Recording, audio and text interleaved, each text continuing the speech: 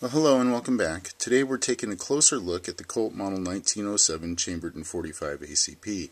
Now this pistol right here is a military contract only. There was only 2 of these that were ever made that were sold commercial. Now these were made for the US military after the 1907 automatic pistol and revolver trials, where the US Army took and wanted to see who had the best 45 caliber pistols at that point in time. They had found out earlier in the Philippine insurrection and through the Thompson-Lagarde bullet test that the 38 caliber pistol was just insufficient, so they determined that the 45 was the lowest caliber to be acceptable. So they went ahead and did the military pistol trials. And the 2 competitors that remained standing at the end of the trials were Savage and Colt. So General Crozier of the Ordnance Department took and issued a letter to Colt and to Savage to please return bids on how much it would be to manufacture the pistols. Well, Colt was able to do it in a timely fashion. There were some issues with Savage. I'm not going to go into that tonight. But anyway, Colt had their sealed bid in on time. It was opened at noon on May 15th in 1907 in General Crozier's office.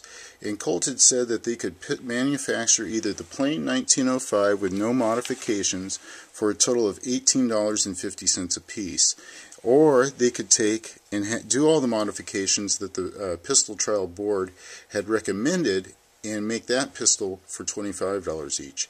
Well, General Crozier opted, of course, for the other pistol with the modifications.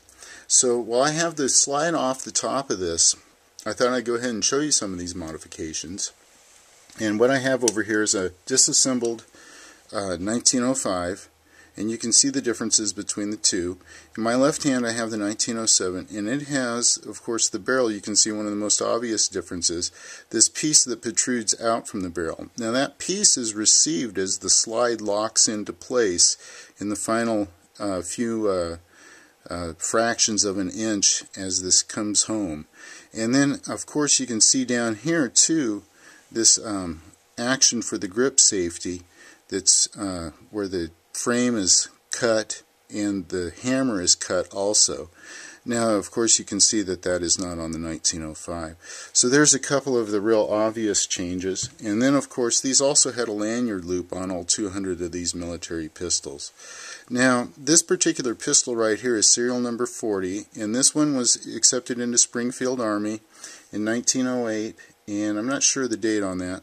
But anyway, this has the KM acceptance stamp on it down here, and that is the ordnance officer, and that was Major Kenneth Morton, and he did all the Colts, all 200 of them, and all the Savage pistols, the 1907 Savage model. And he also, a notable note, was he did the Colt 1904 machine guns, and of course a lot of other ordnance too. But we'll go ahead and put this slide on here and show you what it looks like, of course, together, and some of the other modifications and cool things about this pistol. Now, when these pistols first were introduced into the field, the Sears was weak on it, and it had a tendency to break at the point of contact, and the pistols, once they were broken, they would have uncontrollable firing, as was reported by the cavalry.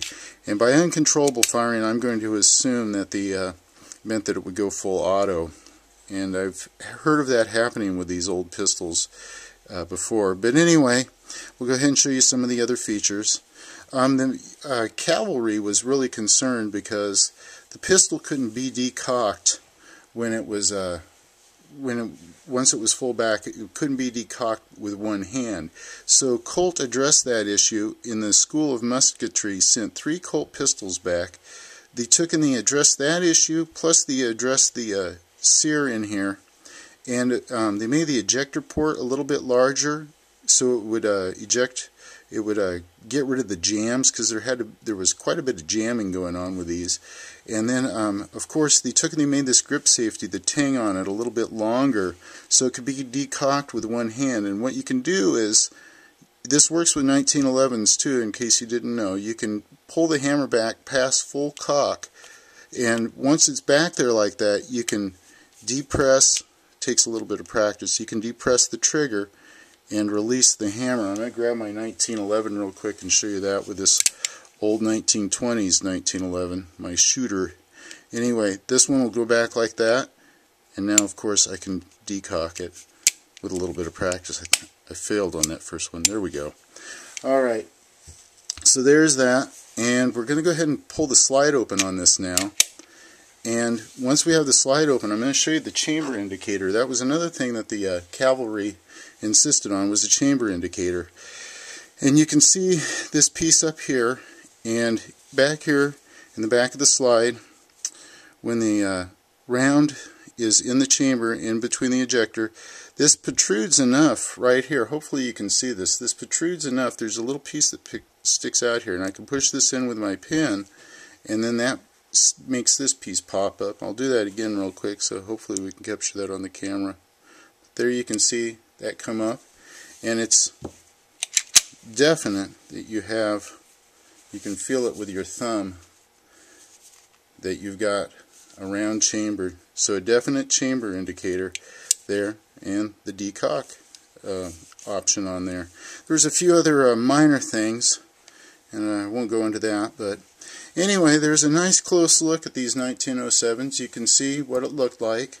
And of course, the 1907, it was obvious by 1909, as these were still going through trials, it was obvious to Browning and to Colt that their 1907 design just wasn't going to be accepted by the military. So in 1909, Colt went ahead, and along with Browning, and they redesigned the pistol, and they made it so the front of the slide, or the slide would come off the front of the frame.